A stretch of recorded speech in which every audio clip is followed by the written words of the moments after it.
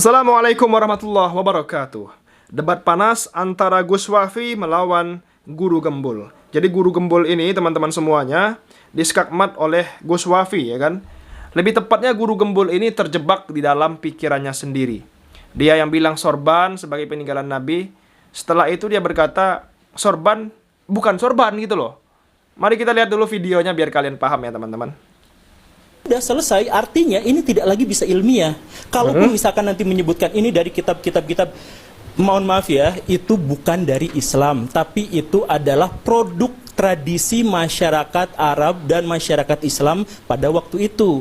Karena Islam hanya memerintahkan untuk belajar ilmu nasab, bukan bagaimana menjelaskan metodologi nasab. Sehingga metodologi yang tadi dijelaskan itu bukan Islam dan tidak ilmiah. Itu hasil tradisi masyarakat pada waktu itu yang bisa dibantah, dan karena tidak misalkan ya, dan karena tidak sesuai dengan metodologi yang lebih modern, ya ayo kita diskusikan terkait ini, bicara tentang hal-hal yang semacam itu. Ya.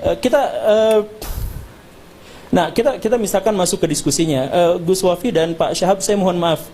Kita diskusi dulu yang Gus Wafi dan Pak Syahab pahami soal diskusi ilmiah itu apa? Ilmiah itu apa? Kita sepakati dulu. Oke. Iya. Izin ya.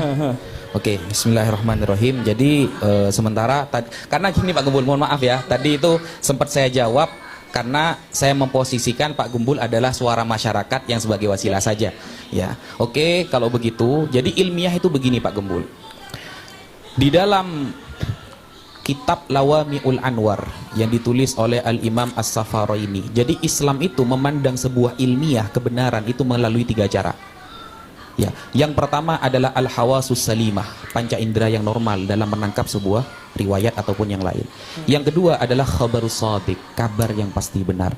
Kabar yang pasti benar dibagi menjadi 2. Yang pertama khabarul mutawatir, kabar yang ramai diketahui orang-orang yang kredibilitasnya bagus. Yang kedua adalah khabarun nabi al-muayyad bil mu'jizat, kabar dari nabi yang dikuatkan dengan mukjizat. Yang terakhir adalah al-aqlu, akal. Itu ilmiah bagi saya. Bagaimana jadi yang dimaksud dengan ilmiah adalah seperti itu. Jadi sebenarnya kalau ngambilnya dari kitab, saya mohon maaf, itu masuk dalam historiografi tradisional, bukan ilmiah sebenarnya, bukan metodologis. Jadi maksudnya gini, yang dimaksud dengan ilmiah itu artinya dia memenuhi syarat metodologis dan sistematika keilmuan. Apa itu sistematika dan metodologi keilmuan? Jadi maksudnya gini, ketika Gus Wafi tadi menyebut satu referensi yang dianggap otoritatif dan itu berasal dari kitab begini dan begitu, itu adalah kitab teologis. Kitab teologis itu didasarkan pada apa? Keimanan. Dan keimanan itu tentu saja tidak bisa disesuaikan secara epistemologis dengan studi akademis apalagi ilmiah. Jadi saya akan tarik ke lebih dasar dulu ya terkait dengan ilmiah itu. Mungkin Pak Gembul bisa menjelaskan ya, ilmiah versi Pak Gembul. Ya, ini ilmiah versi saya. Jadi bukan ilmiah versi saya, ini adalah ilmiah konsensus. Jadi yang dimaksud dengan ilmiah itu artinya sesuai dengan metodologi ilmiah dan disajikan dengan sistematika ilmiah. Apa yang dimaksud dengan metodologi dan sistematika ilmiah? Nah, yang sesuai dengan keilmuan. Ilmu itu apa? Ilmu itu adalah sistem pengetahuan. Jadi saya jelaskan gini ya. Tadi kitab tadi itu masukkannya ke dalam kategori teologis. Kenapa teologis? Karena didasarkannya kepada kepercayaan. Sedangkan ilmiah itu didasarkan pada keilmuan dan pengetahuan. Kepercayaan dengan pengetahuan itu adalah 2 hal yang berbeda. Misalkan di sini ada nggak yang tahu ilmu tentang Allah? Gak ada. Yang percaya tentang Allah itu ada banyak di sini. Semua kaum muslimin itu percaya tentang Allah, tetapi tidak memiliki kadar pengetahuan atau ilmu pengetahuan tentang Allah. Bahkan diharamkan untuk mengetahui Allah karena tidak ada metodologinya. Jadi apa bedanya percaya dengan tahu? Coba misalkan di sini ada nggak yang tahu nggak yang dimaksud dengan tahu itu apa? Yang dimaksud, saya tahu bahwa Kiai Imad bikin tesis gitu. Nah, yang dimaksud dengan tahu itu apa? Oke, saya jelasin. Yang dimaksud dengan tahu itu adalah penerimaan benak kita terhadap sebuah informasi yang terkonfirmasi secara indrawi. Itu tadi sudah dijelaskan sebenarnya. Jadi yang dimaksud dengan tahu itu adalah ada informasi dalam benak kita, informasi, dan kita terima informasi itu, tapi dengan konfirmasi secara indrawi. Jadi indrawi kita melihat. Jadi saya tahu di sini ada botol, tidak ada racunnya. Saya tahu bahwa di sini ada botol. Dari mana saya tahu apa yang dimaksud dengan tahu? Ada informasi dalam benak saya tentang botol saya, dan saya bisa membuktikannya secara indrawi, dengan tangan, dengan mata, dengan telinga, dengan lidah dan sebagainya. Itu artinya saya tahu ini. Dan itu berbeda dengan percaya. Misalkan saya jelasin, Gus Wafi, kemarin ada salam dari Pangeran Diponegoro. Kemudian Gus Wafi bilang, oke, titip salam balik. Itu artinya beliau percaya pada saya walaupun tanpa pembuktian indrawi. Oke ya? Jadi itu yang dimaksud dengan percaya. Jadi saya percaya kepada Nabi Muhammad SAW bukan gara-gara saya bisa mengindra beliau, tetapi karena saya percaya. Bahkan tanpa indrawi. Jadi ada informasi dalam benak saya terima. Makanya Islam itu pasrah kan? Artinya dengan atau tanpa pembuktian saya pasrah percaya pada sesuatu ini gitu. Itulah yang namanya iman. Nah, karena kepercayaan itu tidak didasarkan pada indrawi, ujungnya adalah agama. Sedangkan pengetahuan itu ujungnya adalah ilmiah. Pengetahuan itu setelah kita tahu, kemudian berkolaborasi dengan pengetahuan-pengetahuan yang lain menjadi sebuah sistem, maka itu disebut sebagai ilmu. Nah, kajian terkait dengan ilmu disebutnya ilmiah. Gitu. Jadi ketika misalkan kita berbicara tentang nasab, ayo kita bahas, kan kesepakatannya ya, kita bahas secara ilmiah dengan metodologi ilmu. Nah, metodologi nasab yang tadi dibahas itu, saya mohon maaf dengan segala kerendahan hati saya katakan itu tidak sesuai dengan kaidah ilmiah, tidak sesuai dengan kaidah akademik. Makanya ketika saya menyatakan saya terpisah dengan Kiai Imad, saya menghormati beliau secara pribadi sama seperti saya menghormati Gus Wafi, tapi itu tidak sesuai dengan metodologi ilmiah. Salah satu contohnya, Gus Wafi pernah dalam perdebatan pertama itu dengan Pak Kori yang akhirnya dipermalukan pada yang waktu di Banten. Iya, yang di Banten itu. Gus Wafi bersama Pak Rumail, bersama Pak Hanif Alatos itu mengatakan, kitab nasab mana yang mensyaratkan ada bukti sezaman, begitu kan? Betul. Itu artinya ilmu nasab tidak sesuai dengan kaidah ilmiah. Karena kaidah ilmiah berarti harus terbukti secara indrawi. Jadi maksudnya hal itu. Jadi saya misalkan ya, nanti kita diskusikan sama-sama. Oke. Gus Rumail dan Gus Wafi mengatakan bahwa, atau misalkan Kiai Imad mengatakan bahwa nasab itu terputus selama 500 tahun. Terus Gus Rumail kemarin mengatakan, oh enggak, ada temuan yang kami temukan lebih baru lagi. Terputusnya hanya 150 tahun dan bahkan bisa segini. Misalkan begitu ya. Terputus 150 tahun artinya adalah saya seperti tadi. Saya ngomong sama Gus Wafi, Gus, ada salam dari Pangeran Diponegoro. Karena Pangeran Diponegoro dengan saya itu rentang waktunya 150 tahun. Beliau wafat tahun 1855, saya lahir tahun 1985. Jadi ada rentang waktu sekitar 10 tahun di mana beliau hidup dan saya ada juga, rentangnya 150 tahun. Secara akademik, secara ilmiah, bolehkah Gus Wafi menerima perkataan ada salam dari Pangeran Diponegoro? Secara ilmiah tidak mungkin. Tidak diterima. Karena apa? Karena tidak mungkin secara indrawi ada orang yang bisa mengkonfirmasi itu. Kan begitu rumusannya. Nah, jadi kitab nasab, saya mohon maaf, metodologi nasab, saya mohon maaf ya, ada beberapa masalah, itu termasuk historiografi. Karena apa? Di antaranya adalah kritik terhadap sumbernya tidak didasarkan pada teks. Kritik sumbernya tidak bisa diuji secara empiris. Begitu. Oke, boleh saya jawab? Iya. Begini. Oh, berarti dari awal kita sudah berbeda metode ilmiah berarti ya. Kalau Pak Gembul lebih mengarah kepada indrawi. Sedangkan kitab yang saya sampaikan salah satunya adalah dengan indrawi. Kenapa bukti kitab sezaman itu tidak diterima oleh para ulama? Maksudnya itu tidak pernah ulama itu menyampaikan mana bukti kitab sezaman. Justru ini yang lebih ilmiah, saya buktikan Pak Gembul. Islam itu Pak Gembul, ketika ada orang bicara kepada saya, Ustadz Wafi, saya tadi melihat ada orang tabrakan di sana. Ya, otomatis saya secara indrawi tidak melihat. Maka hanya agama Islam. Pak Gembul bisa survei di agama yang lain. karena mungkin Pak Gembul sudah mempelajari beberapa agama. Nah, survei, hanya Islam yang paling ilmiah. Tidak ada agama yang memposisikan akal paling profesional daripada Islam. Ketika ada orang mengabarkan kepada saya bahwa di sana ada orang yang tabrakan, sedangkan saya tidak bisa melihat itu adalah benar atau tidak, istilahnya dalam usul fikih yahtamilu sidqa wal kadzib, bisa jadi dia benar, bisa jadi dia bohong. Maka yang pertama kali dipandang adalah orangnya.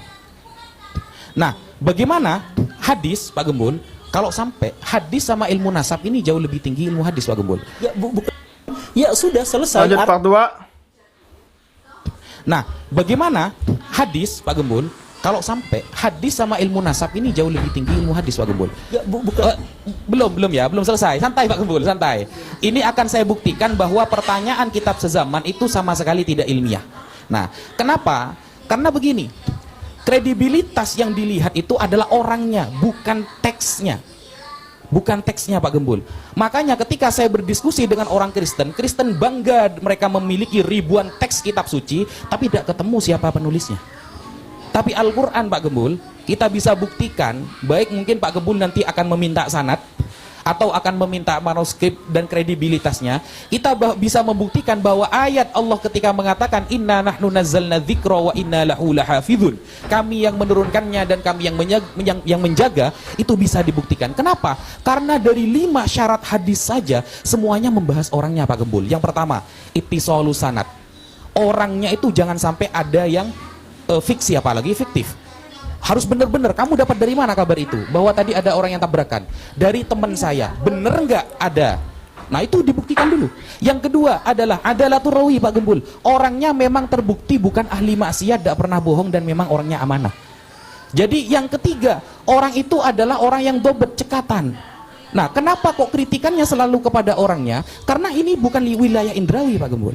Bagaimana lalu kemudian kita bisa meneliti orang yang 500 tahun lalu pernah melakukan ini dan itu, hanya mengandalkan teks saja seperti perkataan Kiai Imad, mana kitab sezamannya? Ini justru tidak ilmiah. Kenapa? Karena perkara nasab ini bukan amrun qot'i, Pak Gembul. Ingat ya, perkara nasab itu bukan amrun qot'i, bukan sesuatu yang 100%, tetapi amrun zonni, keyakinan 80% ke atas. Sehingga ada teori, Pak Gembul, di dalam nasab namanya syuhrah wal istifadhah. Bagaimana komentar masyarakat dulu tentang dia, itu yang kita ambil. Begitu, Pak Gembul. Manggi, ditanggapi. Oke, ya berarti ini menegaskan bahwa ilmu nasab itu tidak ilmiah, karena sebenarnya kalangan akademisi itu menganggap bahwa ilmu nasab tidak ilmiah itu, satu adalah karena mengandalkan tradisi lisan, dan yang kedua adalah tidak memiliki metodologi yang pasti untuk bisa melakukan pembuktian, dan yang ketiga adalah subjektivitas. Dalam hal ini sudah ditegaskan subjektivitasnya oleh Gus Wafi. Tapi gini, metodologi ilmiah itu ketika saya mendapatkan kabar ada mobil kecelakaan di jalan, orang yang menceritakan kepada saya itu adalah unsur kedua atau ketiga. Yang pertama adalah saya datang langsung, apakah ada jejak-jejak kecelakaannya atau bukan. Jadi bukan pada orangnya, tetapi pada jejak-jejaknya. Jadi dalam historiografi memang terkaitnya itu adalah pada jejak-jejaknya, pada artefaknya, pada keberadaannya. Nah, terkait dengan yang tadi itu, misalkan saya tanya sekalian pada Gus Wafi, misalkan ya, ini contoh kasus lah ya, Kiai Imaduddin mengatakan kurang lebihnya adalah yang memasukkan, yang mencangkokkan Ba'alawi ke dalam silsilah keturunan Nabi itu adalah Asyakran, begitulah ya, menurut beliau.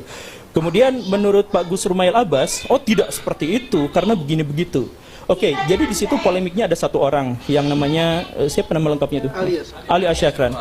Asyakran. Bagaimana metodologi bagaimana cara kita menguji, bagaimana metodologi apa yang bisa kita dapatkan untuk menguji bahwa beliau itu jujur atau tidak? Ya, komentar orang-orang yang kenal dengan beliau. Komentar orang-orang, berarti subjektif kan? Begini, Pak Gembul, kalau ilmiah itu harus semuanya dengan indrawi kapasitas kita semua. Ya memang itulah ilmiah.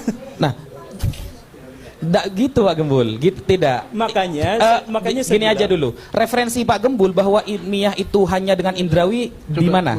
Bukan, ilmiah itu bukan hanya dengan indrawi. Ilmiah itu hal pertama yang diuji adalah yang bisa terbukti secara indrawi. Jadi misalkan gini. Jadi Kita itu hanya bisa menguji sesuatu yang nyata, gak mungkin menguji sesuatu yang goib. Ya. Mimpi itu gak bisa kita jadikan sebagai pedoman karena tidak bisa diuji secara indrawi. Misalkan, Gus Wafi menceritakan semalam saya mimpi bertemu dengan Nabi. Boleh gak ngomong seperti itu? Boleh.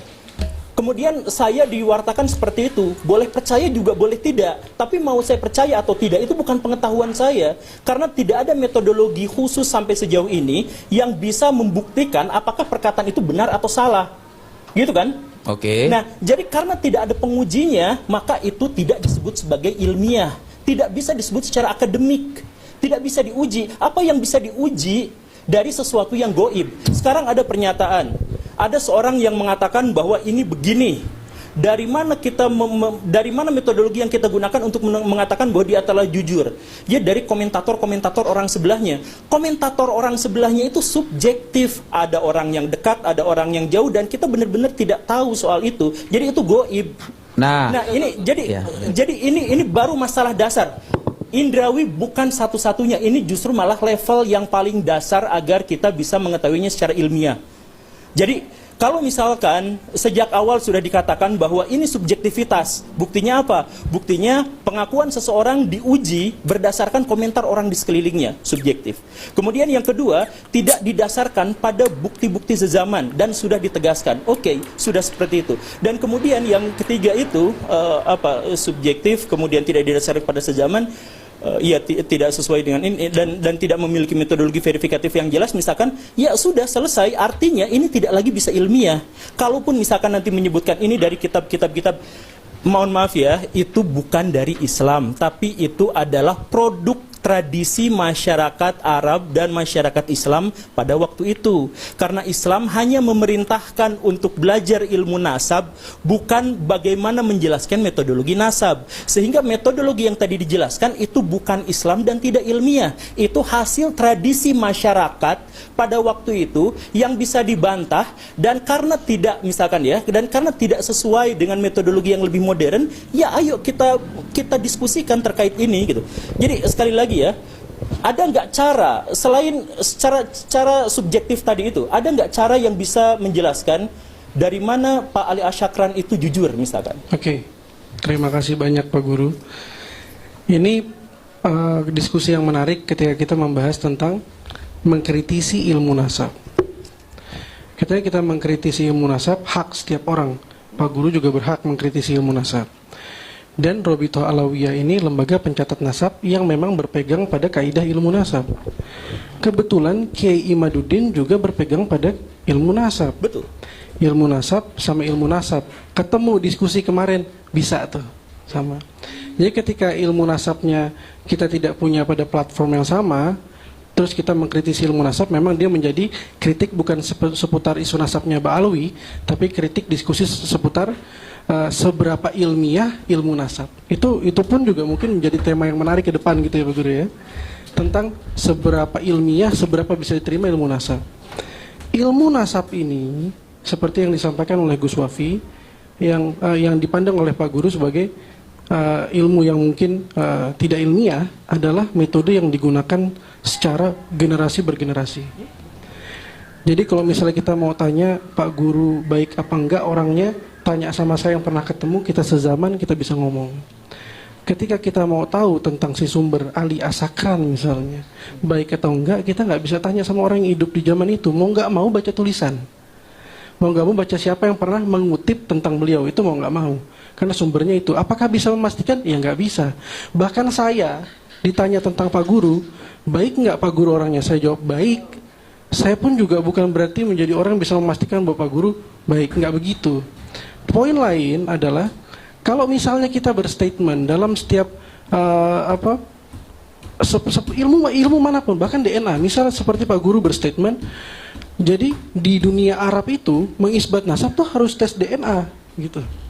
Nah itu juga harus kita telaah gitu. Apakah betul di dunia Arab itu, di luar kalau dia tes DNA baru diisbat? Kami survei nggak ketemu satupun nakobah yang mengisbat lewat tes DNA. Satupun orang yang hasil tes DNA akhirnya dia ketemu nih tiba-tiba jadi keturunan Rasulullah, nggak ada sampai sekarang. Diisbat sama nakobah manapun nggak ada. Artinya setiap statement itu normal, bisa salah, bisa benar, perspektif kita bisa salah, bisa benar, iya. Dari perspektif ilmu-ilmu DNA misalnya. Nah, bagaimana hadis Pak Gembul kalau sampai Luar biasa ya perdebatan antara Guru Gembul dengan Gus Wafi, teman-teman ya. Luar biasa, sangat-sangat luar biasa. Ya, sangat luar biasa teman-teman semua ya. Jadi mengenai debat antara Gus Wafi dengan Guru Gembul, teman-teman semua. Ya, Guru Gembul sih yang nggak ngambil dari kitab-kitab, dia ilmiah saja. Seperti itu ya, tergantung kalian lah, penilaian kalian gimana teman-teman semua. Kalau gua lihat sih Gus Wafi luar biasa menyala ya, luar biasa menyala daripada Guru Gembul. Luar biasa teman-teman. Sekian video kali ini, terima kasih, jangan lupa subscribe MPH channel, bantu tembuskan 100.000 subscriber. Terima kasih, assalamualaikum.